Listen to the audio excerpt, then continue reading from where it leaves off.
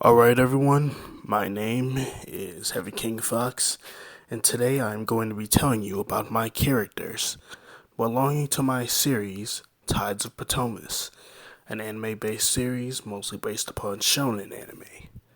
Though I've tried to make it with some more mature elements.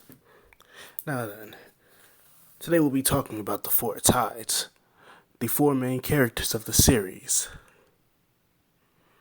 The four tides are the protagonists of Tides of Protomis, while widely different, connected by one goal: vengeance. These four are proto-humans around the ages of 15 at the start of the series.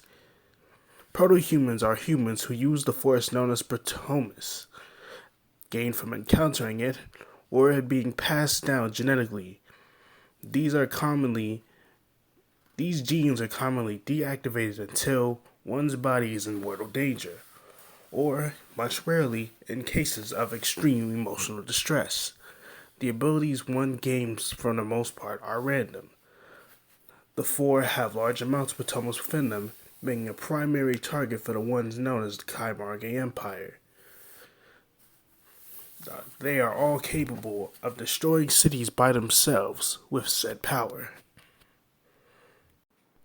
Now, if you do end up enjoying these characters and want to see more, you can always go on my Wattpad and read the story under Tides of Protomis, Arc 1. Now then, here we go. Now, while all the four tides are main characters of Tides of Protomis, Artias Corday is our main focus. He was born in the North American Federation in the city of Philadelphia in the year 2001. He is of Yansan descent, which is an ethnic group in Western Africa within the universe. He is noted to be a brilliant strategist, as the other tides are, as when he was a kid, he read the books his father and grandfather had on strategy, both of which he is noticed to be very similar to. Now, as of present day, he is an orphan, despite the fact that his family was in fact proto-humans.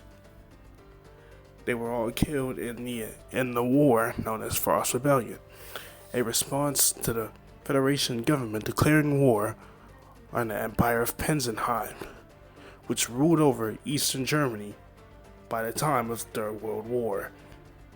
Many of the Penzen peoples did not like this, and as such, they broke into rebellion.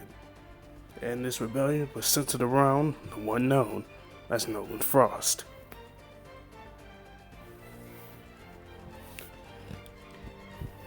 He fought in this very war and has gained much experience as a result. He is capable of controlling water, thunder, and can even create storms. But he focuses more on his own physical power, leading to his rather muscular build.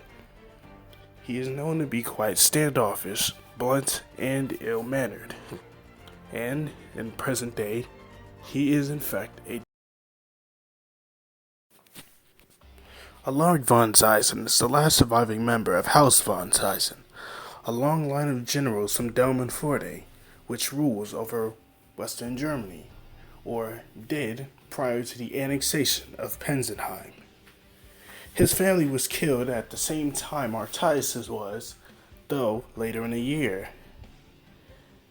The killer of his family is unknown, but is thought to be one of the surviving members of a house that House von Zeisen was once responsible for destroying.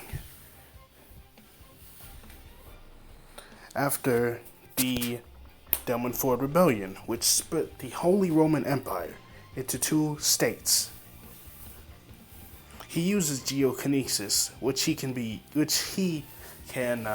use in many different fashions. He can create armor, make blades, pillars, etc., and etc. He is known to be blunt and pragmatic, like Artias is. He's also known to be very prideful about his family, on the surface at the very least. Zhao Lei is the last surviving Guo monk. While he never met his biological parents, he considered the rest of the Guo monastery to be his family. Alas, they died as well, killed by the Kaimarge. He is the most calm member of the group, and though he calmly apologizes for the actions of the latter two, he is pragmatic as well.